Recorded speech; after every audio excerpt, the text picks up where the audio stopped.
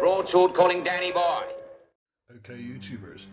Right, I'm doing a quick review on this S8-50 tablet from Lenovo here. I bought one the other day and I found it a bit hard to find any really impartial information on it because it's a new product and not many people have done a review on it yet. And the ones that you do read tend to be just repeating parrot fashion what the manufacturer has given them. So I thought I'd give you a bit more info on it. It's got a 1.86 gigahertz quad core Intel Atom, I think it is, and that makes it up to 7.44 gigahertz in total, which is actually quite phenomenal for a phone tablet, really. It's very large, it's 8 inches, but that's precisely why I bought it, because it's extremely good for playing games and watching video and film, that sort of thing. The battery life is not brilliant. I think with heavy usage you probably get 5 hours out of it, but light usage probably something like 6 or 7. It says up to 7 in the manufacturer's blurb, but that's probably a little bit of wishful thinking there. The screen does use up a lot of power because it's big, simple as that. The camera is very good. It's an 8 megapixel with a wide 2.2mm lens on it, which is good for low light conditions. I tried this out and it works extremely well. It's got some cool software on there, it's got lots of Google stuff on there. It's being Android, you can get whatever you like on there anyway, so that's not really a problem.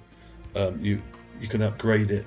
It's got 16 gigabytes of storage on it to start with, and it has a micro SD card slot where you can, I think the maximum you can put in there is 64 gigabytes, but I may be wrong, it may go higher. But as far as I could find out, it took me a couple of days searching. There isn't much info on it. I think it will only go up to an extra 64, which makes 80 altogether, which is actually very good for a phone stroke tablet. So no complaints there.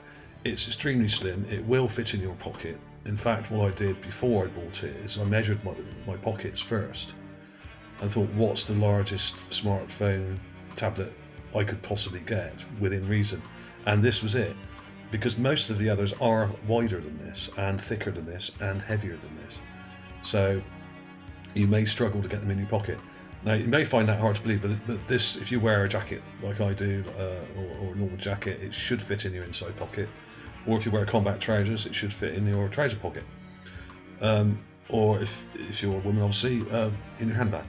So it is big, but it's not oversized. It's about as big as you can get within comfortable reasonability, if there's such a thing. The charge time, it takes, when switched off, about 2 hours, maybe 2 hours 15, depends how much you've got there, from say 5%. The battery life is not bad. It's not brilliant because it's a large screen, obviously, but I managed to squeeze about 5.5 hours out of it. If you turn down the brightness on the screen to about 25%, you'll get a lot more out of it. But that was heavy usage. If you're just using it light usage, a bit of browsing here and there, it would go on for hours and hours and hours. And on standby, it would go on for days. So it really does depend on what you're doing. If you're downloading stuff or watching video, then obviously it's gonna run down quicker. But I can't recommend it enough.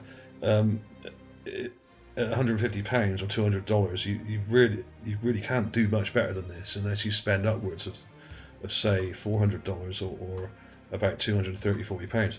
It's incredible. What can I say?